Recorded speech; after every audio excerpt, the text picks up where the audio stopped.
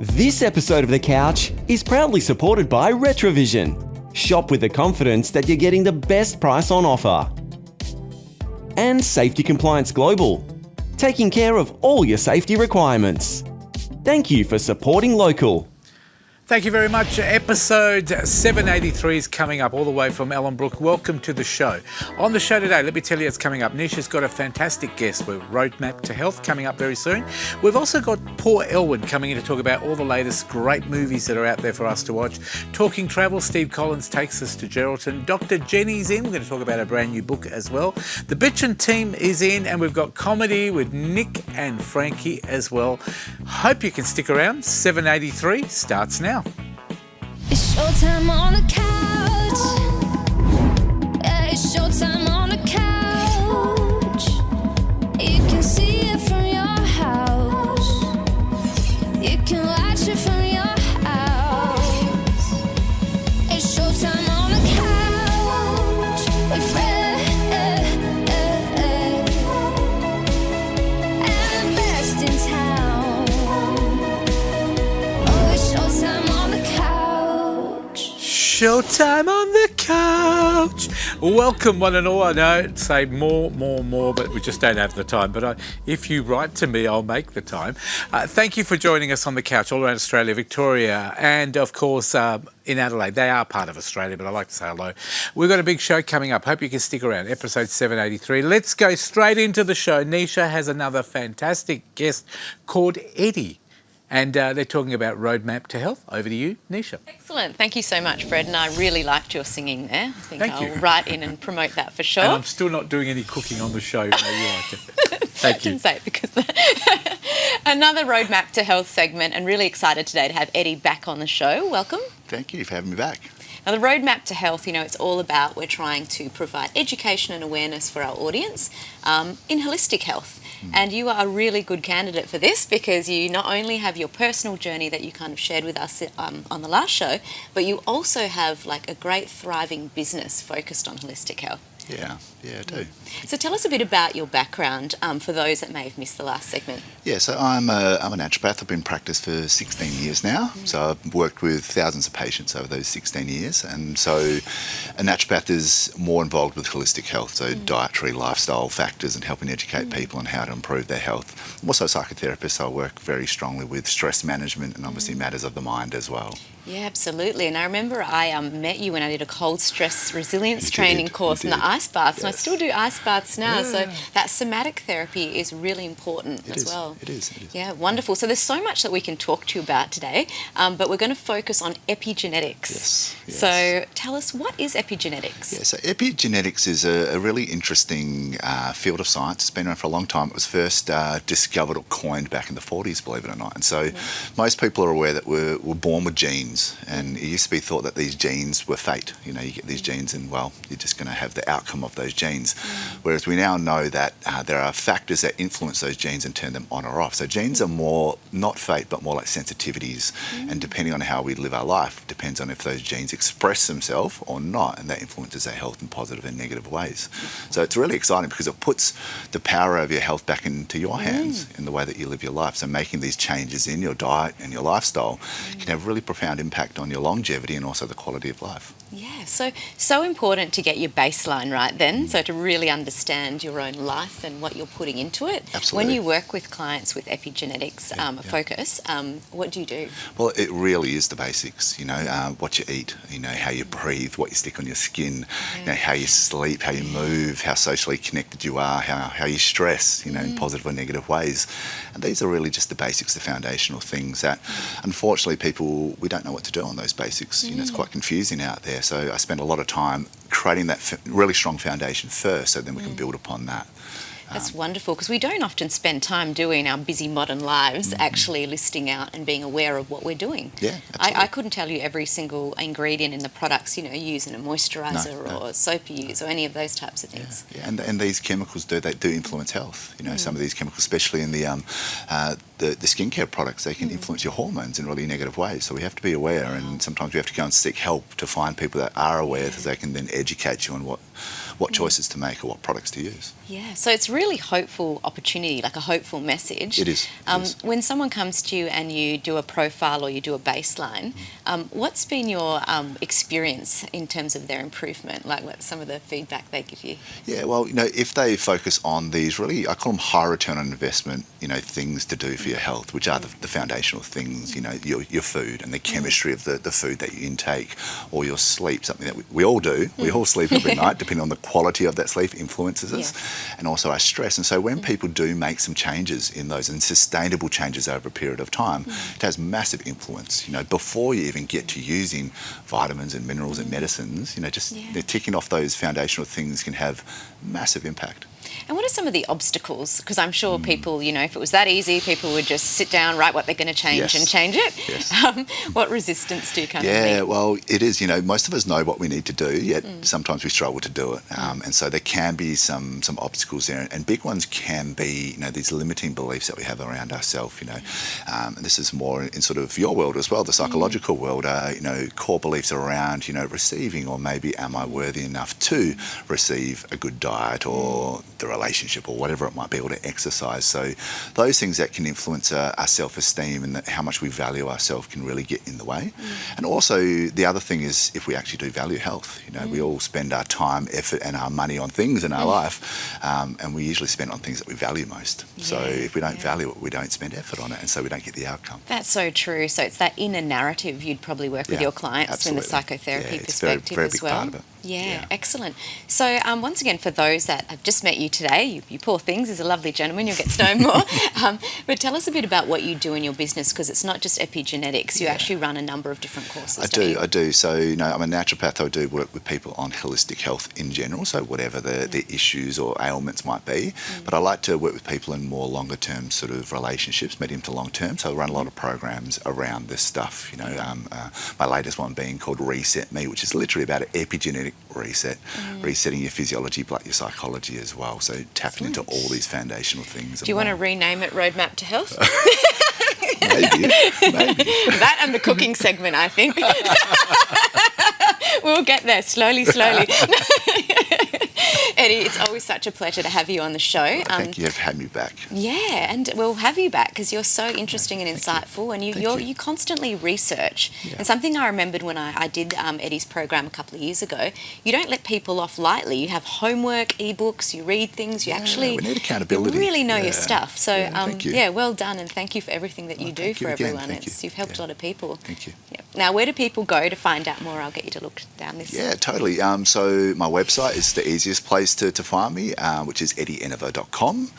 Or if you're on social medias, I'm on all the social medias. There's not many Eddie Enovers around, so it's pretty easy to find. So if you head there, you'll see all the latest and greatest things that I'm doing.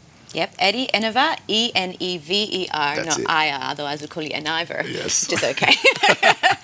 Thank you so much, Eddie, really appreciate it. Thank you. And have a great week, and Yes, we'll look you too. forward to having you back soon. Thank you very much. Okay, and if you missed any of that, of course, you can go to thecouch.com.au or our Facebook page. But for now, it's back to you, Fred.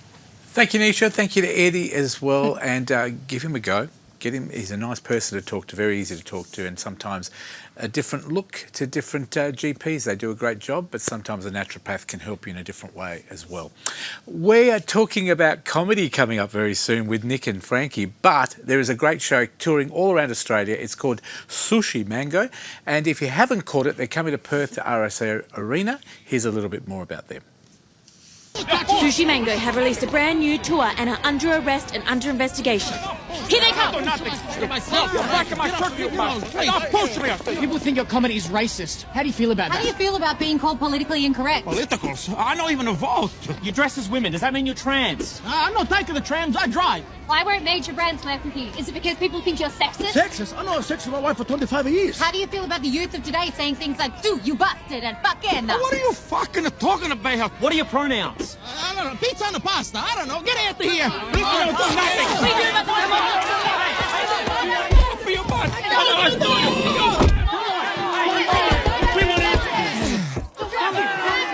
What's going on after that?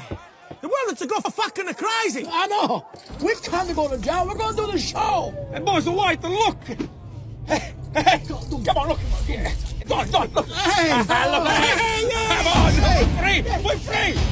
Hey, what's the name?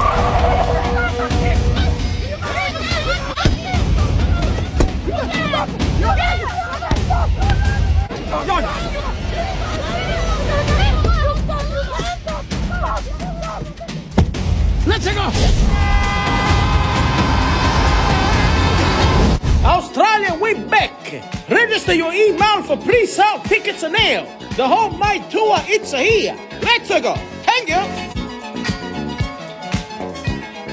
Exactly what he said. Now, let's go. Let's get on with the show. Sushi Mango coming to Perth very, very soon. RAC Arena. Get your tickets now if you want to see them. Not many tickets left, I believe. Time for some more comedy, our own type of comedy here on the couch. It is time for Nick and Frankie. Welcome back, guys. Thank you, Fred. Fred, thank you. And what have we got today? What have we got? Well, I mean, we got a little bit of this and a little bit of that, so yeah, that's good. You know what? I'm really liking this new setup you guys have got for us on the couch here. It's really good. Very comfortable, very comfortable. You come in here, you sit down, you relax, cup of tea. Sit down comedy. Yeah, and you dunk a biscuit if you want. And do you have to slurp? That wasn't a slurp, that was a savour. It sounds like a slurp to me, mate. I'm Nick the Noise, I know the difference between a slurp and a savour. Oh, I don't think you do. Well, this is a slurp, and this is a savour. Sounds the same to me. That's because your ears aren't trained. Hey. Just a minute here. My ears are trained. They're better trained than yours. No, Frankie, your ears are big, but they're not trained. What? You're insulting me now. You're calling me big ears. Look, I'm a vocal linguist. I know the difference. I do noises. That's my thing. You blow noises. That's your thing. That's your game. You blow noises. Now you're That's what being you do. obtuse. Oh, now I'm obtuse. Big ears. Now I'm obtuse. Look, it's like this. A slurp is rough and rugged like this. Yeah. And a savour, on the other hand, is soft and genteel like this. But it's all rock and roll to me. It sounds like a slurp. Either way you do it. Yeah, well. Jeez. Now what? What are you doing? I'm diabetic. I've got to have. I feel a hypo coming on. I've got to eat something. Well, I'm here on the couch. You're going to eat something. Yeah. What, are you going to take a bite of that or what? I am. It's huge. It's a wonderful cookie. That's a pancake. It's not a cookie. Well, let me tell you that. I only need to have a couple of bites. Yeah, well, this segment will be over before you finish that. I really love a great cookie. Is that right? You feeling better, are you? Oh. Well, that's good. I'm glad you're feeling better. Can we get on with it now? We've got to do a song here. A song? Yeah, well, that's what we do. We do a song on the show. I don't want to do a song, Frankie. What do you mean you don't want to do a I song? want to do something different. Now's not a good time to tell me you want to do something different. Everyone expects us to do a song on the show. Fred expects us to do a song on the show. Adrian in the back room, he expects us to do a song on the show. Sonia, floor manager, she expects... By the way, Sonia loves your crow. She keeps pestering me. Get Nick to do the crow. Get Nick to do the crow. Yeah. All right. See, she expects us to do a song. Right. The crew, they expect us to do a song. Barbara in the control room, in the green room, the blue room, whatever the hell you call it. Green room. Yeah, she expects us to do a song. Right. My dog at home expects us to do a song. You don't have a dog. Yeah, but if I did have a dog, it would expect us to do a song. All right? I want to do We're something. doing a song. I want to do something different, like a poem. A what? A poem?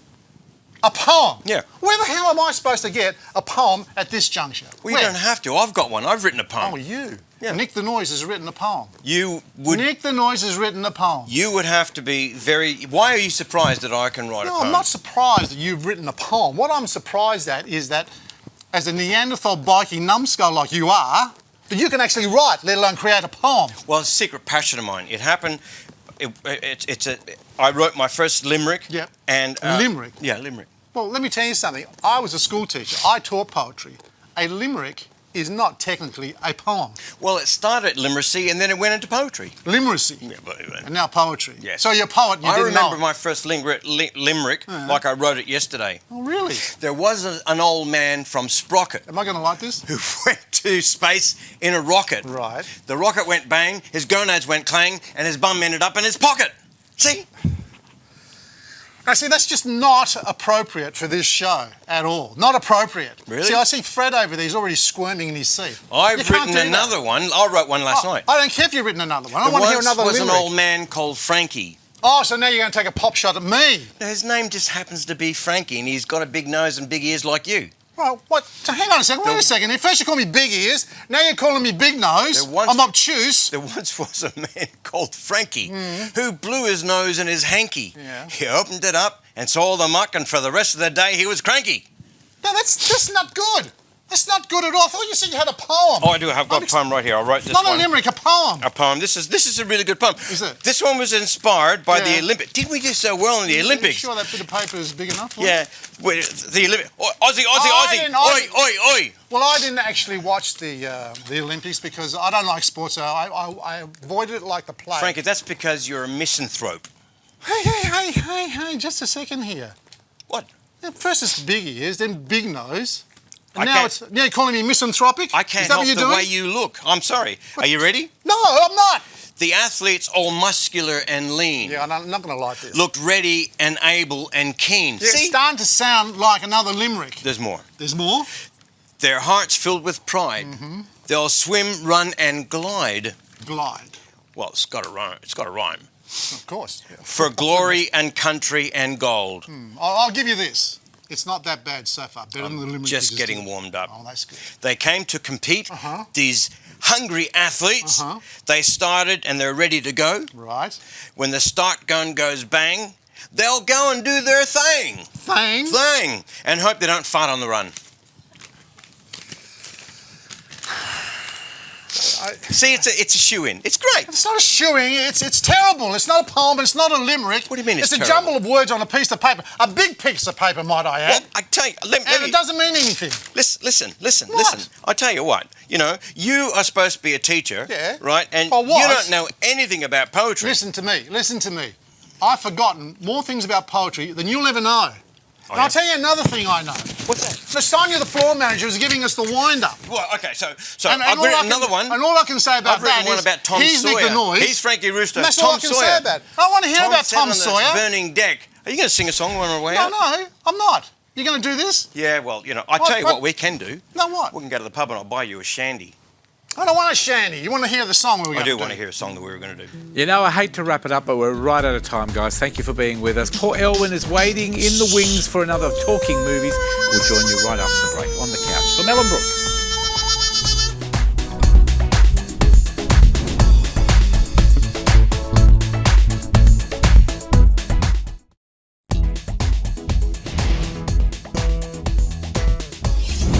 Welcome back to the couch. As always, it's time for us to talk movies with Paul Elwyn. Welcome back, Paul. Thanks, Fred. Nice so to exciting. have you. There's all these. You've got some great movies. A scary some one. Retro ones. Yeah, some scary ones here for you as well. I looked at The Crow, which is coming up at the end, but it's a scary one. Yeah. But let's get straight into it. Alien is back. The 7th Alien movie, Alien Romulus, I'm is out now. I'm a big fan of Alien. Yeah, it's kind of cool. This one doesn't have Sigourney Weaver in it, but I'm sure the stellar cast and the monsters are going to make up for it. It's an inter-sequel. It's actually in between the original 1977 Alien and the 1986 Alien. So there's going to be some 80s references to it. Good. A salvage ship picks up the old Nostromo spaceship that's been derelict, and then all of a sudden there's aliens in there. So yeah, it's kind of scary. Isabella Merced's in this. Who's that? She was in the 2019 Dora movie. So she's grown up, and now instead of exploring stuff, now she's going to be killing aliens. This looks really exciting. I love it. Fantastic. Yeah, so it's out now. That's Alien Romulus. And what about Blink Twice? Blink Twice, Channing Tatum fans. It's not comedy. He's decided to be a psychological drama thriller kind of character. He's getting older now. He wants to do the more serious stuff. Yeah, he's getting serious. This is interesting because it's also Zoe Kravitz, Lenny Kravitz's daughter. She played Catwoman in the previous Batman movie. It's her directorial debut. This kind of looks cool. It kind of looks like Get Out, kind of that style of psychological thriller, drama, horror. Tech billionaire Slater Kine, played by Channing Tatum, an elusive kind of character, invites 2 cocktail waitresses to be part of his sort of holiday retreat on a mysterious island. It's his normal weekend. Yeah, the usual thing, but all of a sudden things start to unwind and strange things happen on the island, and all of a sudden Channing Tatum's turning out to be a bit of a scary kind of guy.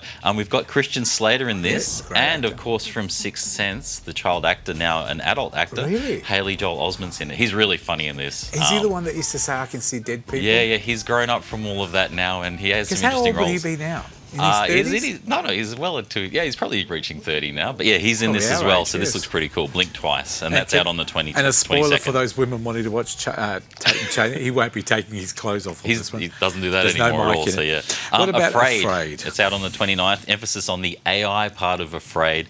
John Cho, Harold and Kumar. He's the head of the family in this one, but a whole family decide to utilize an AI system in their home. And the usual kind of fears start coming up as soon as the AI starts acting a little bit too overcautious and defensive on anything that happens in their lives. So this is it's interesting because it's an AI, so you don't really... For example, the movie Megan, it's a robot, and you can see this. This one, oh no, it's all in the house and it's on every device, and so it has an ominous voice. So yeah, this one's interesting. It's out on the 29th, Afraid, and it's kind of an update to the sort of scary kind of things. You can see this being a feature in a lot of movies now, the AI coming up. Yeah, so this is actually probably the first AI sort of horror kind of movie that's come out. Bookworm. Yeah. Bookworm. So at least the kids can watch this one. It's not as scary. It's a lot of fun. Bookworm out on the 29th. 11-year-old Mildred. It's kind of like the Roald Dahl imagination kind of thing. She's not into anything except books. She's a bookworm. She's into all of the stories and everything. All of a sudden, out of the blue, her dad, played by Elijah Wood, who looks more like Johnny Depp in this one with a beard. I will agree with he is a washed-out illusionist called Strawn Wise. He decides he decides to come back into a life, but he throws in a lot of good comedy in this. He's like, "Hey, I'm deadbeat dad. I'm just here to do anything." And she goes, "Yep, let's go exploring." And they go on an adventure, and he's just jumping straight into this. This looks like a lot of fun. It's filmed in New Zealand. All these New Zealand movies, it looks so amazing. It's just another advertisement for New Zealand. Do you reckon they purposely made him look like Johnny Depp? I think it is. I think it's his shtick. They just said, "Look, you're Elijah Wood. You always look young. What can you do to sort of look older?" He's like, "Well, Johnny Depp looks kind of old now with his beard."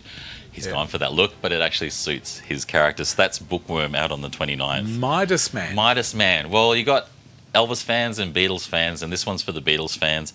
Essentially, this is the story of not just the Beatles, but Brian Epstein, the manager of the Beatles, starting off on his adventures when he first saw them in the Liverpool basement when they performed, pretty much right through their whole career.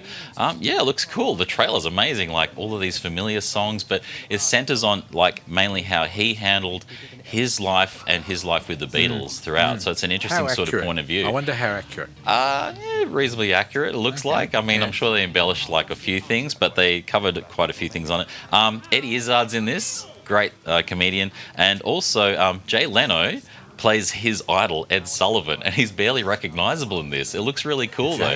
Jay Leno plays Ed Sullivan because he's such a huge fan of Ed Sullivan. Yeah, it's kind of cool. He plays homage to this. But yeah, it's pretty much the entire Brian Epstein story in relation to the Beatles. Good story, good movie. And the Crow, of course, nothing to do with Bruce Lee or anything. So the Brandon Lee story and everything, that's 30 years ago. Quite a long time ago. Based on the comic book series by J.O. Barr. It's very gothic, very deep. It's a revenge tale, essentially. So lately with The Equalizer and John Wick and everything, they've kind of remade this. It's interesting because it is a little bit different. We've got Bill Skarsgård as the main character. He's written down as Eric, not Eric Draven, but obviously it is a reference to that actual original character. British R&B, British hip-hop star FKA Twigs plays his wife Shelley in this one. It looks pretty gruesome. The trailer was like, it's R-rated, everyone. So yeah, it's quite serious. I think the trailer we're playing is actually it's a toned-down version, but like when you watch the actual trailer, you go, ooh, it's actually quite serious and scary. So essentially, if someone dies in really bad circumstance, the spirit of the crow brings them back from the dead. They have 14 days to avenge their loved one's death. So for him, the clock is ticking. He has things to do. The crow is actually his weakness as well. A huge story there. But yeah, it looks interesting. It's an updated style, an updated sort of story of sorts as well, because it's in modern times as well. Yeah, interesting. It's controversial. I think it'll be a good film, but there'll be a bit of controversy about it as well. 29th of August that comes out. And of course, Brandon Lee died in the Crow, didn't he? Yeah, it's a huge story with that as well. But yeah, so it's interesting that they're doing this one. Nice to see it back. How many years did you say? It's 30 years. So they've paid respect to him anyway. I think so, yeah. The top 5 movies that are out this week, let's check them out with Paul. Number 5. Yo, Despicable Me with the Minions, Inside Out 2, that's great. Twisters, that's a really cool film. I saw that. Not bad. Trap, bit divisive, that one. That's the M. Night Shyamalan one. And obviously, Deadpool and Wolverine doing nearly $1 billion now. Yes. Did you like Twisters? Yeah, it's cool. It's just updated, but like it's updated in a way it doesn't refer too much to the old one. No, but no, like it stands alone. The actors are actually like smart scientists, which I think was very good. Yeah, they're not experimental. They're more. No, they're like smart people. Well informed. Yeah, it was good. So, It's I well can't done. wait for the second one to come out. I think there'll be a second one. Yeah, I think based on this, but it's the characters are really cool. Good on you, This one, Paul. yeah. Thank Thanks, you very Fred. much. We'll see you in a few weeks' time with streaming. Paul Elwyn, of course, on the couch. Now, Are You OK Day is coming up on the 12th of September, which is just around the corner, only a couple of weeks away. And check this out. Are You OK Day is one day of the year, but life is every day. So if you spot the signs a friend, family member, colleague or loved one might be struggling, you can ask, "Are you OK?" any day. Whenever you have the time to give your full attention, Monday through Sunday, January to December, find a place where the other person will feel comfortable to talk. If you're not sure how to start, think about the everyday ways you already check in with the people you care about. We often ask, "Are you okay?" without even realising it. Like when you call a friend to chat, drop in on family, or go for coffee with a colleague. If you're ready to really listen to the answer, you can start with a simple question. How are you? What's been happening? How are you travelling? You'll know the right words. And remember, some life challenges don't go away overnight, which is why you should keep checking in. That way, they'll know you're there for a chat if they need one. Ask, "Are you okay?" any day, because a conversation could change a life. Yes, it is Are You OK Day coming up very, very soon, but it's Are You OK Day. Every day it's okay to ask your friends how they're going. Just I'm asking Steve Collins, are you okay today? Well, I'm going everywhere at the moment because we've hardly been know, you've home, been as very you would busy. know, Welcome Fred, back. because you've been trying to have us over for dinner and we've always been away. And it's not because we don't like your food, because your food is very, very good. I agree, and you're off again soon, I believe. Yeah, up to well, Darwin yeah, again. well, Heather's off to the snow. Yes. In a couple of weeks, and then we're going to Darwin again for Well, Christmas. do you know what? Enjoy it. Oh, We well, live why in a not? We beautiful can do part it. of the May as well. world. And of course, we've still got Vietnam on the cards I know. for next year. I'll You'll have to join come you. and visit us I there. think I'll won't you? go with you. I think Will by you? then I'll be ready Well, to we go. might cancel our plans now that we know that. Well, I might just go to Geraldton because I Geraldton, believe that's such yeah. a popular place. Well, it is. Yeah, and you know why I've chosen to talk about Geraldton? No, Because we tell were me. up there a couple of weeks ago and it was terrible weather down here in Perth and up there, bright blue skies. 21, 22 degrees. I had my shorts and my T-shirt on. People were swimming. This is the HMAS Australia Memorial, Sydney Memorial, and of course this was the greatest naval disaster in either of the wars. And it was sunk off Steep Point up near Shark Bay. And this is amazing. This overlooks Geraldton. It's on the highest point of Geraldton. It's fantastic. The Chapman River runs through Geraldton. You've got the Greenough River just slightly south, and it's just beautiful. There's all these great little places in Geraldton. Paint the picture where Geraldton is for those people. It's a who 4.5 hour drive north of Four and a Perth. half. It 4.5 takes me hours. 5.5. You Well, must it go a does. lot faster than me. And it's the most gorgeous. This is Monsignor Hawes. He built all these churches around there. This is called the Horizon Dome, and it's amazing. It's a big glass dome which was half filled with water, which reverses the image that you're looking at. So seen everything's that. upside down, and it's an extraordinary experience. You Beautiful. go and stand and you're upside down. But the best thing about this, if you go at sunset, it shows the sunsets upside down, so you get a sunset that's the right way up, and then you've got the sunset that's a mirror image upside down. Is this Absolutely. your own vision? This is all my own vision. I tell you what, when you're ready to come in and do studio camera, let me know. Well, have you got a camera big enough for my head? I have. You could have all four. Geraldton is going to be the most beautiful place. Yeah. I know you can go by train from Perth. No, you can't get the train. No, Oh, is it it's just a bus. bus, is It's it? Trans Oh, so WA it's bus. Kalgoorlie up there. Yeah. Kalgoorlie go by train. My friends live up there. It's such a beautiful It coastal is, and look, town. it's a population of about 40,000. Yep. It's a really, really beautiful town. The water and the beaches come right up to the town Correct. centre, It's got a lot of good restaurants there. There's a lot of stuff to Seafood. do there. The seafood, well, of course, it's known for its rock lobster or crayfish, as it's Yes. also known in industry. I think it's the biggest supplier of rock lobster in Australia. And it's also got a huge grain terminal because you've got all those wheat and grain growing areas close Has it by. changed a lot over the years since you've been? 'Cause Yeah, I first went up there about 40 years ago, and it was a really small sort of country town there. Now, it's not a huge city, but it is certainly a lot more modern there. Yes. They've done up the whole of the foreshore, the marine terrace and all that. It's absolutely beautiful. And there are so many beaches there, but you've also got the Chapman Valley close by, which is a lovely place to go. It's about a 20-minute trip. What's down there? An hour and a half to Kalbarri. You've got the Hutt Lagoon, which is also known as the Pink Lagoon, which was about an hour away. That's extraordinary. The number of Chinese that come to Australia just to go up there. to the Pink Lake Yes, there, it's just great. And it's a major port. And you sit there and you see all these ships waiting out at sea to come in and load up. Fascinating. But no, it's great. And this is the foreshore here. It's beautiful. Look at that beach is just outside, just on the edge of the city, and what people are there swimming. This is winter. This is winter, Fred. Look at the colour of that And Dome, because you sit there in Dome and you get great views of everything, and there's just so much You've got beachfront. so much up there Up now. there, yes, they've got many so many new beaches. places. It's also renowned if you're into windsurfing. It's one of the best windsurfing places in the world. Wow. That's the little jetty there. They've got a fishing port there as well, which is where this is Western Australia's oldest lighthouse. It was built in 1878. And it's still an operating lighthouse, so that's a point more. And it's just a gorgeous place to go and visit. Look at the sky. There's so much to do there, and you can drive around there. There's some beautiful, stunning scenic drives there. You've got wildflowers. Yep. You've got Ellendale, which is a beautiful little river where people go and swim. Are they into wine over there? I mean, obviously you can buy wine. No wineries there?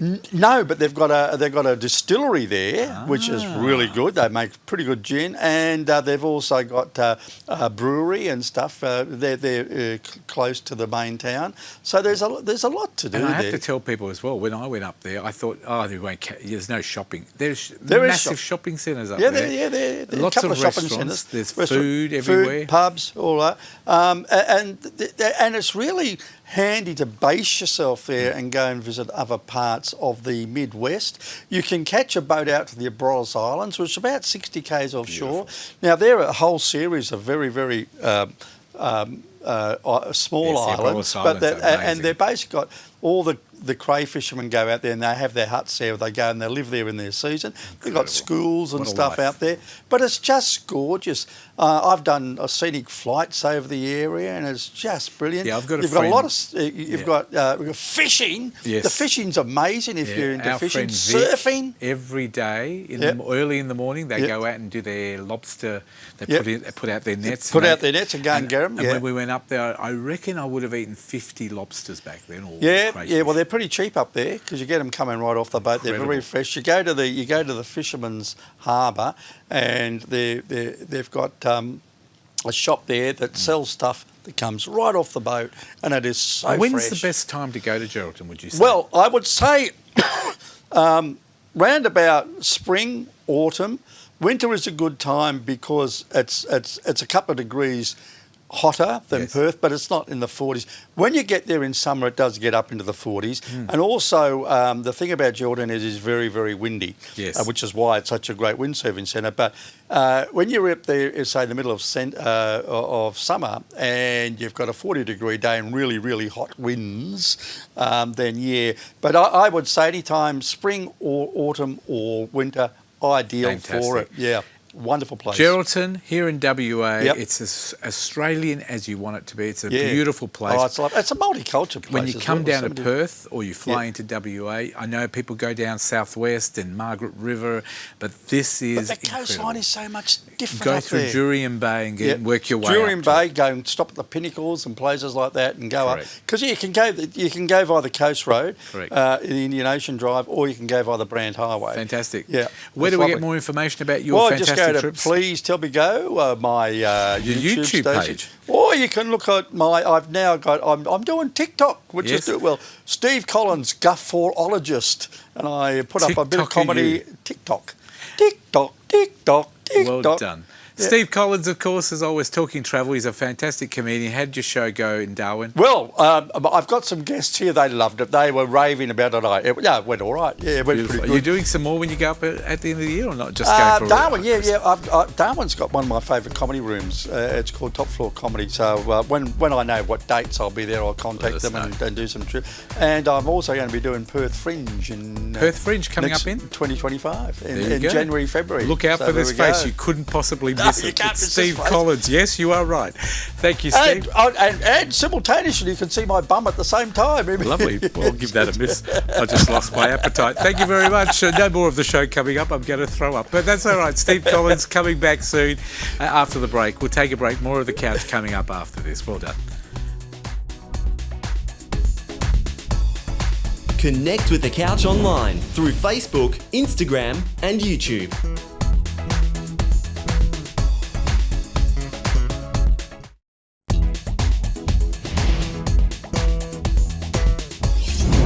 Welcome back to The Couch. It's always a pleasure when Kath Mazzella rings me and says, Fred, I'm coming on the couch. Not can I come on the couch, she says, I'm coming on the couch.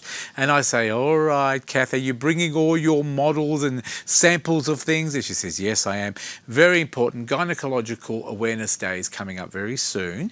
But she's going to be talking about that very soon. That's probably why all of this stuff's on my desk, but we'll show you that very soon. But with her is our own very special psychologist, Nisha Seth. Welcome back to you. Wonderful. Thank you, Fred.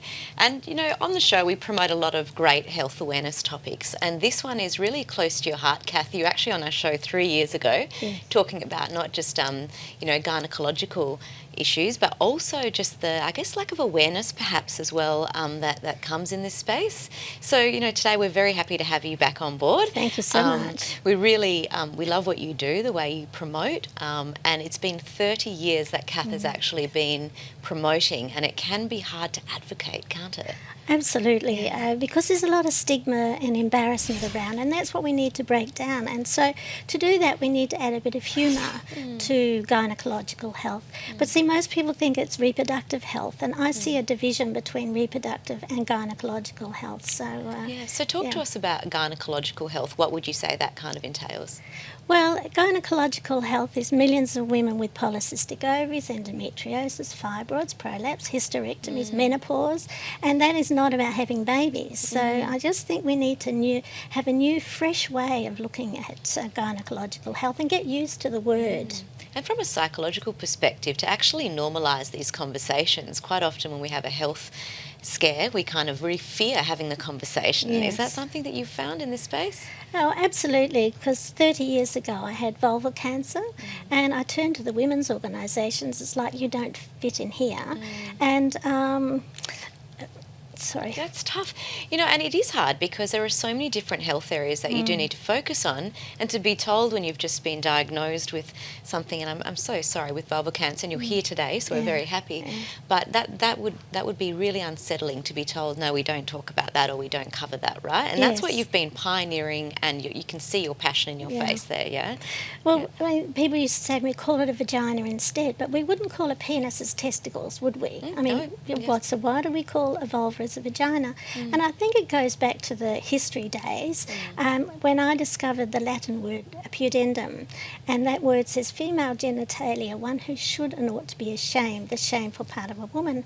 So for a long time there I was being shameful. I thought, I have to be shameful, and I can't live like this. What a mindset to have I to have, know. hey? So I put an advertisement in the Women's Day, and all these ladies wrote me these horrific, horrible stories. But I thought, it's all being done behind the closed doors, and I'm saying, open the doors, open the doors. We can't do that. And I'm saying, who said we can't? You know, where does this history come from, and how can we change it? Yeah, so, and that's a big question. So who have you been engaging with? Because you have been busy in the last 3 years since we've seen you. Well, yes, I've for the Gynae Awareness Day, I've had to lobby lots of organisations, but I've just been told this week that the Women's and Children's Healthcare Australasia have come on board for the Gynae Awareness Day, and they're going to promote it. And the Royal Australian New Zealand Gynecological Obstetrics, they're going to be putting it out on Twitter. And King Edward Hospital, they have celebrated for 9 years, and I'm really pleased that they've taken it on board, but my heart lies in the community, so I'd love to be able to sort of get it more out there. And the Health Minister, Amber Jade Sanderson, she spoke about my work in Parliament House several years ago with Roger Cook. And tell us the story about what Roger Cook said. I think our audience will like this. We've had Roger Cook on the show. Yeah, he was the Health Minister at the time, and so I took my granddaughter along to Parliament. We were sitting there listening, and Roger's talking away about, we need for gynecological health. And he said, but there's one thing I want to say. He said, I've never said it before, and I'll probably never say it again. And I thought, what's he going to say? He said, I've seen Kath Mazzella's panties. Oh, so that went down in the Hansard. I thought, oh my God, he didn't say that. But if he can put humour into it, and he's a male as well, and we can put some, we need to all come together with the professionals and the health consumers and women like myself who've got a story to tell, because I have seen women die from vulval cancer, and it's like, oh, we don't want to go there, but we're so in the dark because of the stigmas and embarrassments. And early detection is key to the city here, isn't it? So we were talking earlier while we were preparing for the segment that some of the symptomology of common occurrences like thrush for women actually can be meaning something totally different, right? Well, absolutely. I was the Jean Hales Women's Health Champion a few years ago, and I had a look up about vulval cancer, and one of the risk factors is lichen sclerosis, and it says that 1 in 80 women have got lichen sclerosis. My goodness. And yet there's very, very little research. But I'm pleased to say I'm an investigative associate with the vulva research in Queensland now. It sounds very... Of course you are. Something extra you do. But I heard that there's going to be 5 different research groups. So you can see that things are moving, but we need the community women's groups to sort of, not be afraid to pick up on this and try and sort of understand it a bit more. Yeah, and earlier on, right, so having conversations, obviously it's a parent's choice when they start talking to their children, but I know schools, our institutions can start to look at how they can appropriately educate. What are some other ideas? What are you looking for in terms of support out there? Funding. Yes. I've been self-funded all this time, and I haven't been paid recently to travel to the country, overseas and in the country. So, that makes me feel like it's worthy, but I sort of think I'm not sure how much I can keep going on my own. But I'm not very good with... I tend to sort of, somebody said I like to do things on my own, and I do things on my own because I can see the vision, but there's always obstacles that get in the way, and I sort of think I haven't got time, So perhaps if you're interested in gynecological awareness, in general, you can contact Kath, because I'm sure that, there's going to be a lot of students, a lot of women with experience, or males as well, that you might want to meet with. There's also, the great work you do, and I love how organic it is, because you've made this yourself. Fred's going to hold up in a moment. Let's take it over to Fred for the Red Knickers Day. Can I just say, this isn't a fashion statement, so please do not think I'm going to be starting to wear this, even though they are quite warm. Well, you could stand up, Fred, and we could have a look then. And I could not. It's not even my size. I've lost a lot of weight. But I'm glad the sample model is not actually one of our sizes. It looks beautiful. Yeah, but the thing is, it's not just a pair of red knickers. It's somebody, I knitted them, but we get the community groups involved in the process. And while we're doing that, and we're having these quilts made up by community groups. Kath, do people get shocked when they see a pair of underwear? Do people go, oh, they do. They do. We can see bras for breast cancer, but there's a different mindset. This is more my size. Yeah, but it is about the community getting involved, and when we're doing it, we can be talking at the same time and sharing stories, and that's what we need to hear more. Kind of normalising more the stories. conversation. What's right? this one? Well, let me have a look, Fred. Yeah, So- I thought you'd already know. You gave it to me. Well, I had it in my personal belongings. we can take Sorry, it home. nothing to do with your stuff. I must have had it from last night. You can take it home if you like, Fred. But what it is I've devised these so that, and to try and get organisations to have a bit of fun with it. But if you lift this up, it's got all the gynecological anatomy underneath there. What a great little learning tool. Well, I know, because it's still discreet, but it's still sharing the message. So Do you get I'm, many men come to your seminars? Because I'd No. love to know, in 2024, you would think there'd be a lot of men there supporting the women, but also Yeah. supporting their wives, their partners, their mums, their Yeah. daughters. It is very important, because I know, I mean, my husband had 5 bypasses 2 years after my operation, because he had to pick up the pieces. And, you know, I mean, the men are in the dark. They have no idea that this happens. So I just wish I could get some funding so we can have a mass of men and women to share this It's so information. important. People's Yeah. family circumstances are different now, right? There's they fathers bringing up girls. They don't, so it's really important they're aware of these Well, you've got things. single dads now, Yes. raising children, as you say. Absolutely. I wonder how. Let's talk about our health department, health minister, the sponsorship they do. You would be a perfect fit because you are a one-person vehicle. You could do the whole lot for the health minister. Have you approached her directly to see if they'll give you some funding? Well, they have given me some ideas, but the thing is, it's got to be a not-for-profit. Yeah. And even though I'm no longer on GAIN, but I'm a life member. But I think I'm a bit difficult to work with because I'm so one-minded. But Yeah, you're a pain in the backside to work with. I know what you mean. Thanks for admitting that. No, look, do you know what it is? absolutely It is lovely. very hard to do stuff as not-for-profit. There's some great advantages, there's some Yes. bad advantages, Yeah. bad things as well. It is money. I would say if there's somebody out there like Gina Reinhardt or Twiggy or any of those mining companies, Rio Tinto out there, any of you that have a little bit of extra cash, Coles maybe, West Farmers, Telstra, what a perfect person to be associated with. Get in contact with her. We'll give you the website in a moment. All it takes is to give her a few dollars every year. She'll go away, she'll leave you alone, and then she'll come back next year and you keep supporting a great cause. You do a great job. absolutely. Tell people your website, please, to Camera 3. Camera 3, yes, it's kathmazzella.com is the website. You better repeat it again because I think they missed it. I spoke too fast. kathmazzella.com. Hang on, Gina Reinhardt's getting her pen. Yep, Gina will wait for you. Gina's she's there now. Give it again. Yes, no, I think Gina, she supports breast cancer. I know. So, sometimes it's hard to break that ground when it's already look, set up. She but- can get somebody a else to lot, support you. But do you know what? We need people in the community that have got that extra cash. It's not Yeah. about time. It's about saying, well, I can't throw time your way, No. but I can help you financially. And it all adds up, doesn't it, Yep. when you see this crowdfunding? But Kath, just Absolutely. well done. Thank 30 you. years. You know, you Yes, yeah. pioneered this area. Wouldn't have been easy. So you're an No. inspiration to women done. and men out there, right? You can see your passion. So Yeah. keep going. Okay, Yeah, I will do. keep going. Thank you very much. And Fred, I want to thank you personally for Well, and your team. congratulations to you. You are not only a survivor, but you're a survivor today because you keep promoting this wonderful cause. There's so many people, men and women, children as well. Everybody should be aware about this. Absolutely. It's not we're not talking about it anymore. It's too naughty. It's ridiculous. It's a real topic. We talk about so many other things. Let's talk about this real topic. It affects so many women and so many people generally. Thank you for being here. No, thank Can you. we all give her a round of applause in the studio? Has Thank you. 30 years, and I believe Gina Reinhardt's on the phone. And I've also got the number for Roger Cook in case you want to ring him again after all right. those years about your panties. Okay, I will. You might ask for them back now. Thank you very much. Thank you, Nisha. More of The Couch coming up right after this. Thank you for your company. I hope you're enjoying the show. Well done. Connect with The Couch online through Facebook, Instagram, and YouTube.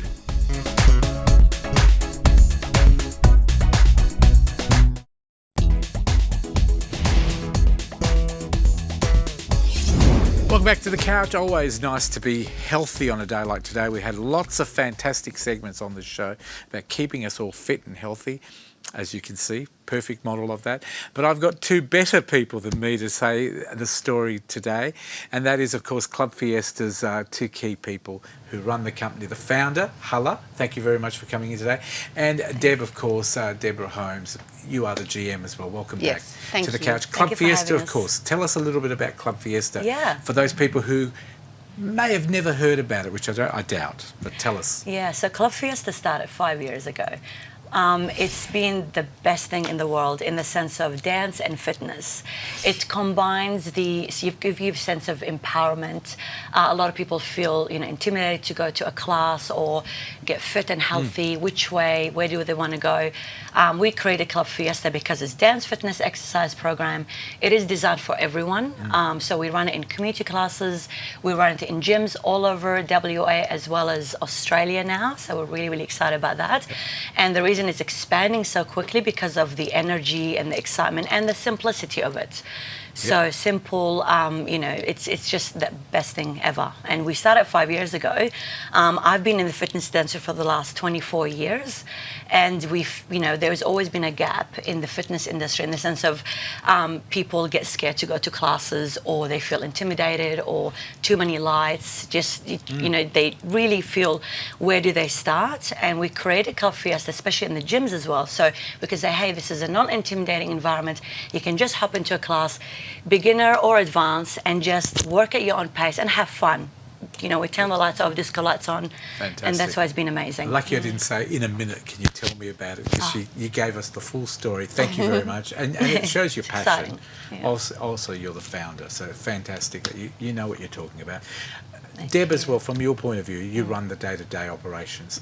Can people get involved? Like, there's people out there that say, you know what, I wouldn't mind being a fitness instructor. Yeah. What do they do? How simple is the process? Because you can now become an online instructor. You can also run your own business. How do we do it? Absolutely. Well, they can go to clubfiesta.com.au. All the information is there. We have currently this week, we've decided that we're going to give you guys, because we know a lot of your viewers. Oh, the 25. I know. A lot of your viewers aren't in WA, obviously. So for those who are interested in becoming a Club Fiesta instructor and actually doing this on their own time, making a side hustle, maybe if they're already gym instructors and wanted to add another program, then we would love, in fact, to give your viewers a Couch 25 discount code. And that will give them 25% off our online workshop. So for those who can't come to the face-to-face, which are all at the moment in WA, then go to our website. What a wonderful initiative. 25% off, folks. The Couch 25 discount from Club Fiesta, clubfiesta.com.au. Deb and the team will look after you, I promise that. So it's for those people living in Tasmania, people living in maybe Melbourne, Sydney, Brisbane. Of course, we'd love you to say, we'd love Club Fiesta here in these states, and then we'd have to have 20 of these women to go around. But we'd love to offer you a discount and bring the program to you online as well. Deb, was there anything else that we need to promote when it comes to Club Fiesta coming up to summer very soon, Christmas? We do actually have a face-to-face instructor workshop coming up in September on the 15th. It's a Sunday, and it's going to be held all day at Good Life Cannington. So it's south of the river here in Perth, 9 till 4 p.m. And yes, go to the website, sign up. People watching this would be saying, but where are they? Have they got a place called Club Fiesta? It's not necessarily that you've got your own buildings. You operate the program through other gymnasiums and people like that. Absolutely, yes. So how do people find out where they can go and do the Club Fiesta program? So again, go to clubfiesta.com.au. If they have a look at the timetable, we've got all of our classes for every instructor. It's up there for all states and all the gyms, all the community classes. Every instructor is on there. And can people purchase into the business if they want to become a franchisee of Club Fiesta? Can they do that? Well, they just become an instructor, then so you're part of the business. Yes, absolutely. Sounds fantastic. And then they've got us to support them. Yes, fantastic. And can I just say as well, Deb, I hope you don't mind me saying this, but you're also you were an instructor. I don't know if you still do it now. I do. But you've done it, haven't you? Yes. So it's not people that have just walked into the office and said, "I'm a manager." You've actually, you know exactly what it's like to instruct. I've been through the process. You've done the exercise.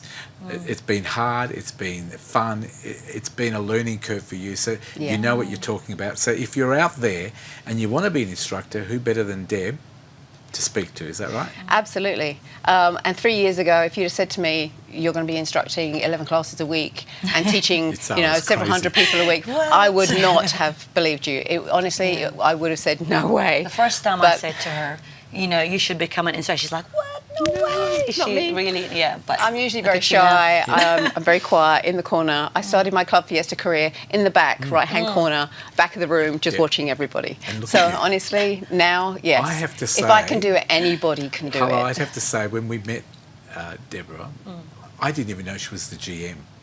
She was one of these people. You were in the background, and you were a lot quieter. Look at you now, amazing. Now we can't stop her talking and giving away money. 25% that is. She's now giving away all the money you guys make. Yes, all the money. Let's talk about Club Power. Thank you, Deb. It's wonderful to have you on board. But Club Power is another fantastic program. Tell us how it works. So this is something that we've created now because in everyday life, and when it comes to weight loss, for example, being healthy, being fit, you do need to lift weights. So we don't do that in Club Fiesta, obviously. So we've decided to create a sister program called Club Power. Wow. So what Club Power is basically, it's a group fitness class that is designed for everyone. And it's got, so you set up with a step or weights. Every single instructor that teaches Club Power will come to you and talk to you and say, hey, look, this is what you need. This is how you need to set up. Work at your own pace. Start small, so small weights. And then progressively you start to lift heavier and heavier as the more classes that you do, because the more you do it, it's just a muscle and you get stronger. So Club Power is, and also we did it in a way that it's also not intimidating. So we dimmed the lights off, put the disco lights on. So you integrated it. I've integrated, yeah. What a wonderful idea. Thank you. So, and also the fact that, 40 plus people, including me, we don't go out to the clubs much. So I brought the R&B and hip hop kind of vibe into that class as well. So people can sing along as they're doing, a bicep serve or bicep curl, deadlifts, and we focus obviously on good form and technique and slow and controlled movements. So it's very, very important for the weightlifting because there's quite a few programs out there that they just do it really, really fast, and that actually scares me. And I'm like, oh my gosh, because people can injure themselves that way. Correct. And it's not really beneficial. So for the muscles to work and to actually increase muscle mass in the body, you do need to lift heavier because that also targets the type 2 muscle fibers.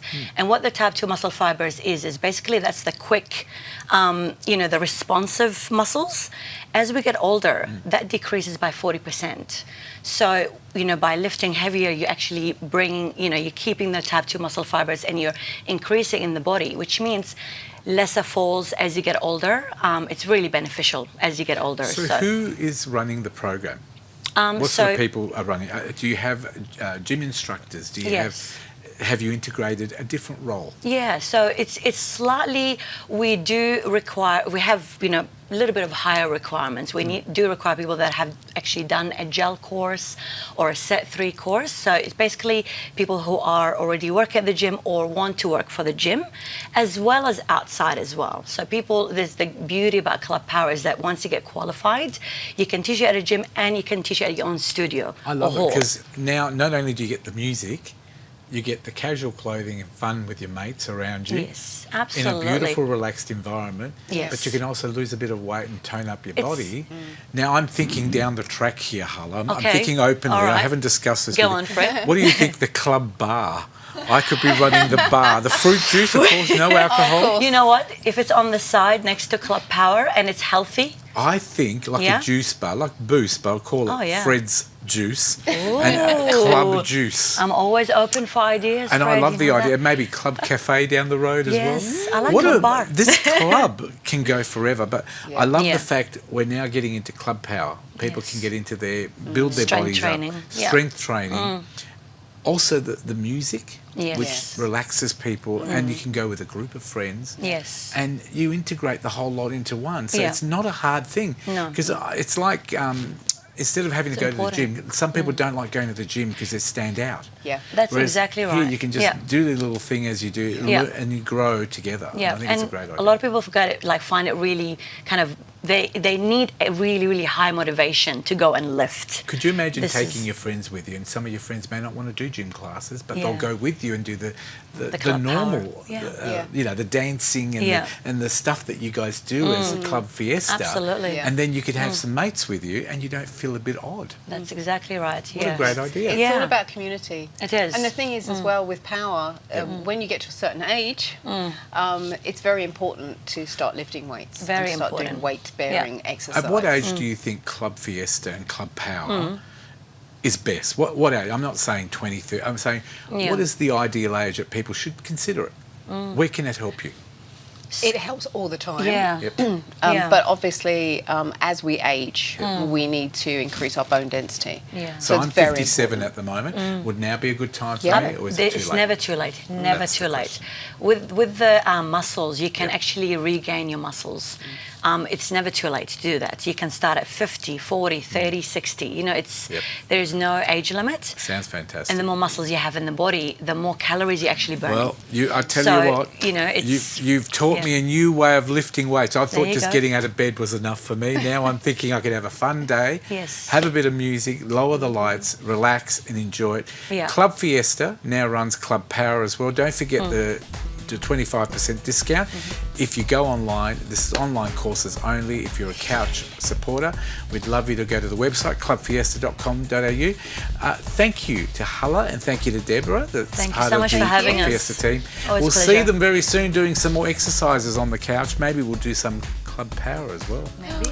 Maybe. Sounds good. And I like Thank the you for Club having Bar us. idea as Yeah, well. we'll think about the club Only bar. for members, but we'll take a break. More of the couch coming up. Don't forget Club Fiesta all around Australia.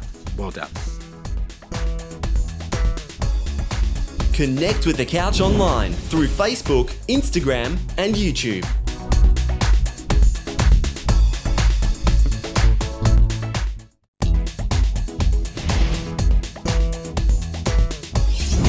Welcome back to The Couch. It's been one of those shows, lots of healthy things on this show, just me unhealthy. But today we're going to continue.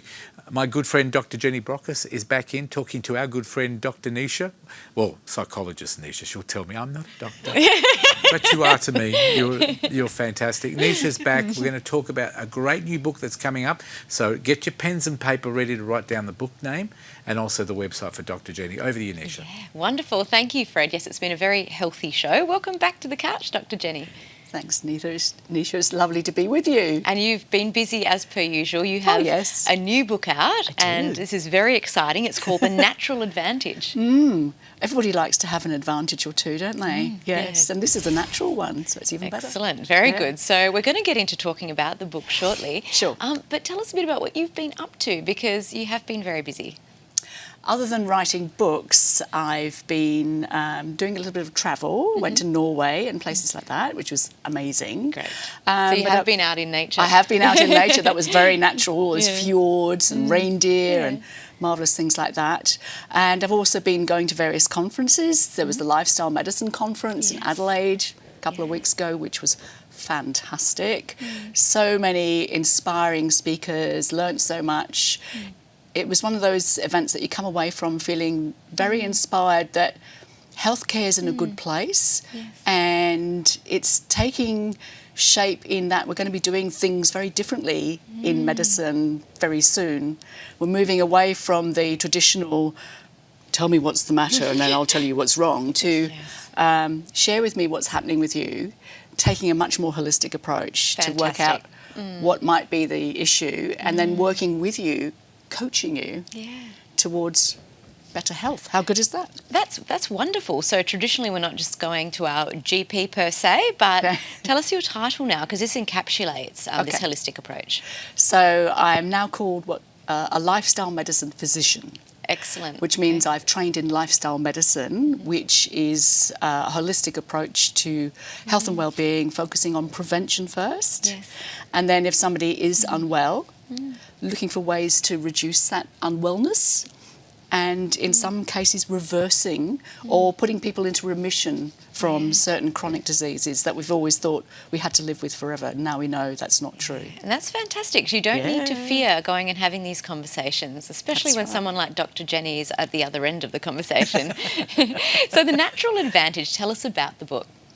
Okay, so the book I wrote because I was seeing so many people who were telling me that they were working too hard, many hours, they were exhausted, and not getting out to enjoy the things that made them feel better. I don't know what you do if you're feeling a bit overwhelmed or just get me out of here now, but I know what I do. Yes. I get outside, I go for a walk. Absolutely. We've got some beautiful bushland near where we live, and it's my happy place. So if I need to just calm down, clear my thoughts, whatever, I just go out there, often on my own, sometimes with friends, and I just know I'm going to come back in a better mood. I've quite often resolved the problem that I was worried about before. Excellent. And I sleep better at night, even better still. And there's great science. There's great science around this, isn't there, as well? Yes. And you do go into that in the book. Yeah, so in the book I decided I had to reveal what the evidence was. So we know that we feel better, we feel calmer. But why? How does that happen? So I looked at the research, and there's a whole wealth of research around the therapy is called forest bathing. Forest bathing, you heard it here first. Yes. Forest bathing. Which doesn't mean that you have to take your clothes off and put your bikini on. Right, okay. In a forest. But it does mean you go into a natural area of beauty and you just immerse yourself in it. So you might be walking, you might be sitting, but you're just there noticing what's around you. And that has an amazing effect. Lowers your blood pressure, it boosts your immune system, you feel sharper. Because you're focused on everything that you're picking up around you. Great. And are a lot of these strategies in your book as well? Because you always give us some great insights on the show. You know, it may seem simple, right? And that's something... It's really simple. However, if it was that simple, we'd do it, wouldn't we? And that's the thing. So many people tell me that they know this, but they don't go and do it because they're too busy. They're so wrapped up in work and life that they don't go outside. And we know from the stats that we spend most of our life indoors. All it takes is to open the window, look outside, get some natural light in your eyes, or step outside. It's even better. And do you know how long you need to get the benefits of being outside in nature? No, Have a how guess. long? Oh, maybe just 5 to 10 minutes? Oh, you've read the book. Maybe. Well, maybe. I have connections. But it's true. No, yes. Sometimes all you need is a couple of minutes outside and you can start to feel the benefit of what nature provides us. It's wonderful. That's aligned, isn't it, with the mindfulness research too. It's just 10 minutes of mindfulness or meditation and that's helpful. So challenge yourself. Who cannot find 5 or 10 minutes? We've all got 5 minutes. Yes. So, Dr. Jenny, the book, when it comes out, what would you say to the audience who are looking to buy it? What are they going to get from it? What are the key benefits? I think it's going to be a huge reassurance that you're probably doing everything right already, especially if you are going outside regularly for some just fresh air and exercise and light and stuff. And it's a good reminder that it does make a difference. It does matter to your overall health and well-being. You know, if we could package nature up, it would be the best-selling drug ever, because it's so effective. Oh, wonderful. Well, look, I'm very excited about reading the book, and I wish I had it leaked to me because it sounds wonderful, and I know a lot of my clients will benefit from it as well. Where do people find out more, or where can they purchase the book when it comes out? When it comes out, it will be in all the bookstores and it will also be online, Amazon, etc. And you can also buy it from my website. And the first 100 people who buy it from my website will get a signed copy. Oh, how special. That's and lovely. Yeah. You can put your pre-orders in now already on my website. So there you go. There you go. So, 100, they're going to go so quickly. So get on the website. And what website will they go to? It's my personal website. So it's drjennybrockis.com. Wonderful. Dr. Jenny, thank you so much. Thank you. And we'll look forward to having you back on to share more insight shortly. Thanks so much. Bye. And I'll keep enjoying nature. If you've missed any of that at all, you can, of course, go to thecouch.com.au or our Facebook page. But for now, it's back to you, Fred. Thank you. I'm just learning how to spell Jenny Brockis when I have to sign all those books. Sounds fantastic. The Natural Advantage is the name of the book, in case you missed it. And we'll have Dr. Jenny back very soon to talk more about the book. Thank you to Nisha as well for a wonderful job today. We're going to take a break on the couch. Our bitchin' team is next, but we're not bitching about health. Actually, there is one health topic they may pick. The couch right after this. See you then. Well done.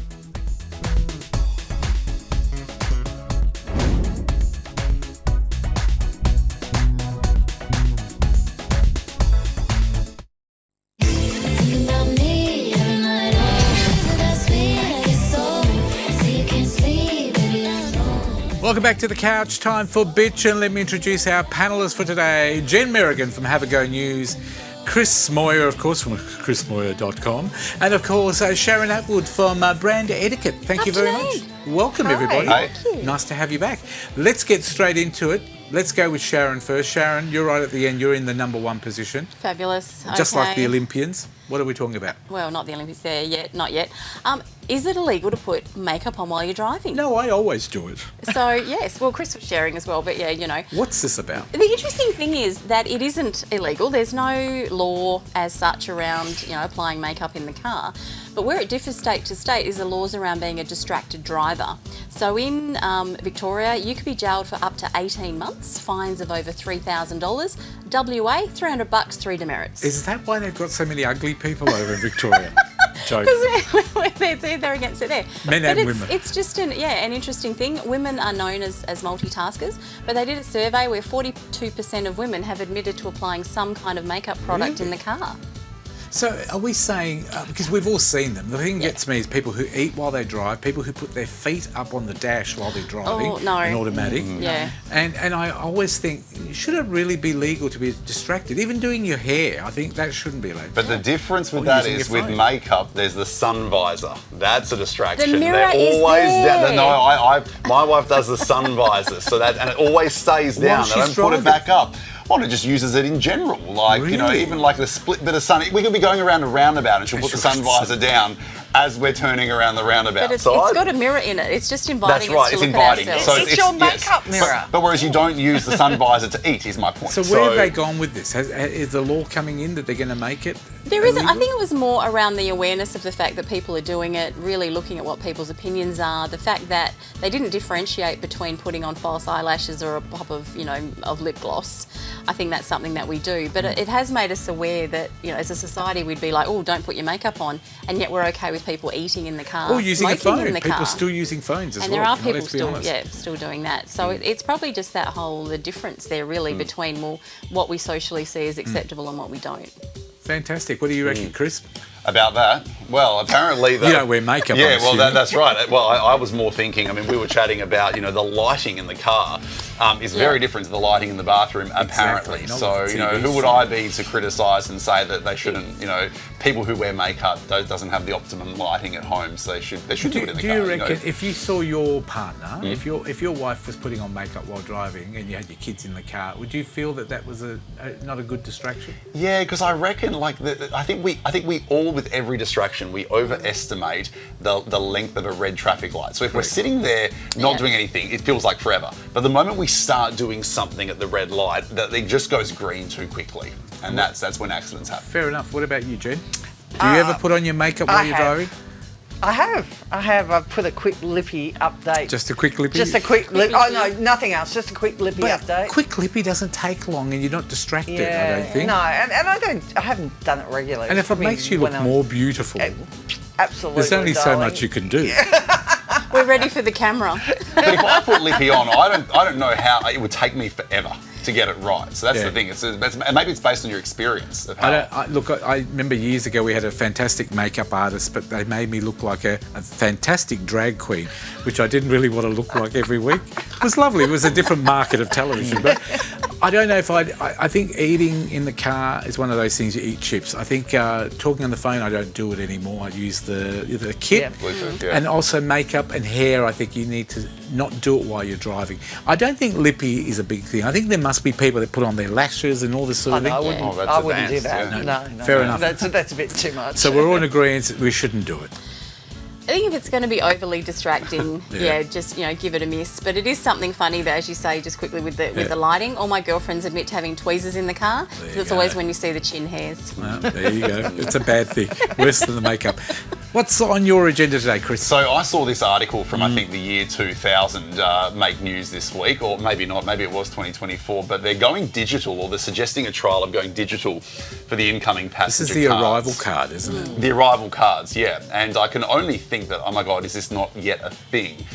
We recently came back from the States in Canada with my family, and it's that thing always that the pen when you need it is always in the overhead bins. But we always have to ask for the pens off the staff. And it's that you've got to do it for the whole family. But for me, let me just be clear, it's not about digitising. I think that the questions are fine. That's the easy part.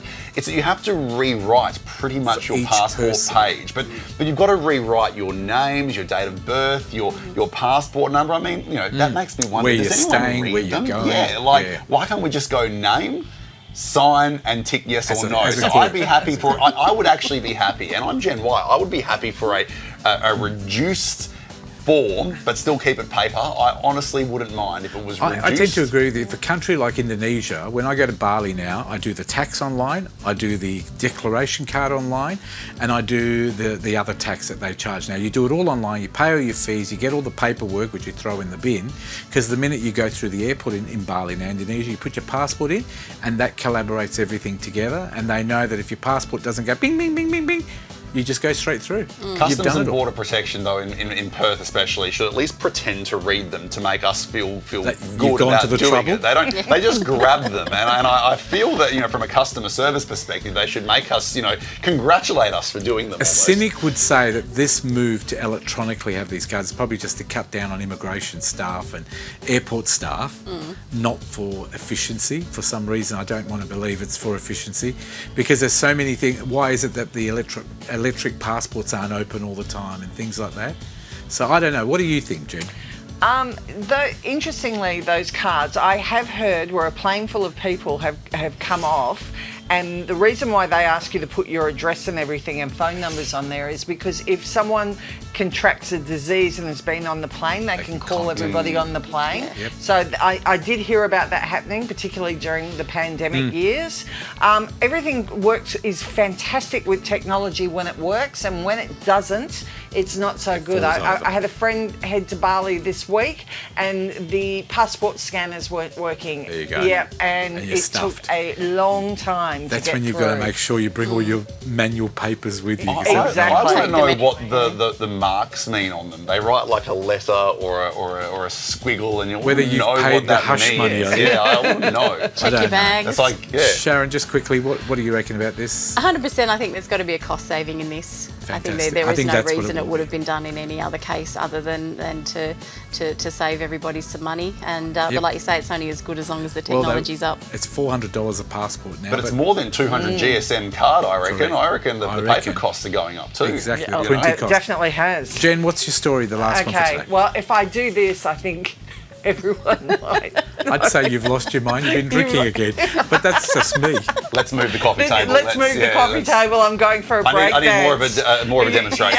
Are we talking about ray gun? Or some people call it ray gun. I call it ray gun, but they call it ray gun. Do we know what the proper pronunciation is? I think it's ray gun. Thank you. I knew that was right. Yes, it's ray gun. What's the story? So poor old ray gun. Copping a lot of flack. And I think, the reality is she was a pretty poor break dancer. I don't think anyone will argue about that. There wasn't a great deal of skill, which was reflected in her score. But she has copped a huge amount of flack. Now, there's an American break dancer who's saying, she should never have been chosen. And look, whatever happens, she was chosen. She represented Australia. She's been to the Olympics. She's still a person, and she has been mocked more than anybody else, and also it suffered a huge amount of online abuse. And I think we all really have to have a look at ourselves. I agree she wasn't a great break dancer. We watched her performance. It was pretty terrible. But I'm not going to get online and abuse her. Yeah, the trolls are amazing. Or say Cowards. something awful about it. And I think we all need to have a look at what we're actually saying to people online. I think it can be really damaging to people's mental health. I think you might feel good that you've expressed your opinion, but would you actually say something like that to someone's face? When do we go back to supporting Australians doing things overseas, good for the country? When do we start saying it doesn't matter if you don't do well, you've still represented us? Why do we attack the messenger? Why do we have this tall poppy syndrome where we have to attack anyone that does better than us? I don't think breakdancing or skateboarding should be the Olympics, right? Yep. But I think next they're going to have TV presenting. Of course, I'd win. But, I just think it's ridiculous. One person should not be targeted. Just quickly, Sonia's giving me the 1 minute mark. Sharon, what do you reckon? I think we've got to look into how she got there, but I think the broader issue is that things you can't quantify really can't be in the Olympics. It's not what it's about. If we can't measure it, that's where it gets into all these opinions online. And what about you, Chris? Look, I think if people watch memes that make them laugh about this, I think she's brought joy to us all. But I think not just Ray Gunn, I think as a whole, the Olympics, it brings up the judgmental side of people sitting there on the couch with their chips saying, oh, the gymnast didn't make a perfect landing. How easy it is to criticise. And I think we've got to be very careful to start criticising the pinnacle world sporting event, because if you start questioning one medal or one event, you can start questioning all of them. And hasn't the world changed now, where kids now can run a race and it doesn't matter if they're first, second or third, they all get a prize, because that's the new world we live in. Yeah. You can't tell one kid you weren't as good as B, C and D. So why are we doing it in the Olympics level? And this lady, Ray Gunn, is a university lecturer, a professor. So she wrote a PhD on breakdancing. Well, and remember, she hasn't embarrassed Australia because the last I checked, breakdancing was not an Australian sport. Exactly. Well, maybe they should have selected me, because I probably would have been great at breaking everything. They should have gone with ballroom dancing. Well, there's a standard for that rather than breakdancing. I think so. Maybe next year they can have ice cream eating or something that we can all partake in. But that's quintessentially Australian, that then we can say it was an embarrassment. Yes. Thank you to Sharon Atwood. Thank you for coming in today. Thank you to Chris Moyer. Thanks. Thank you for coming in, and thank you to Jen Merrigan. Is there a new Have a Go coming out? Always. But head to haveagonews.com.au or follow us on Facebook. How perfectly done, that advertisement. They're our team. Thank you for watching today. I hope you enjoyed the show. Can I just say a big thank you to our fantastic crew. Char today on camera, also one of our youngest, which is only 12, 13, I think he is. He's a grade 7 student, Aiden, thank you very much. And of course, Lucas, who's old at 22.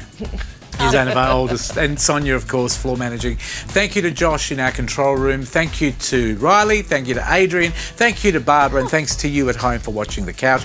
We'll do it all again next week. As Tony Barber always said at the end of Sale of the Century, keep smiling. Bye for now. We'll see you next week. Well done, everybody.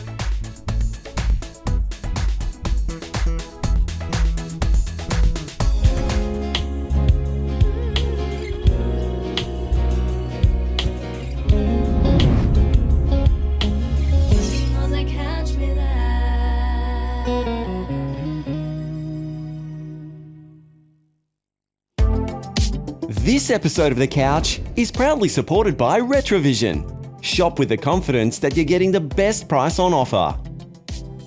And Safety Compliance Global, taking care of all your safety requirements. Thank you for supporting local.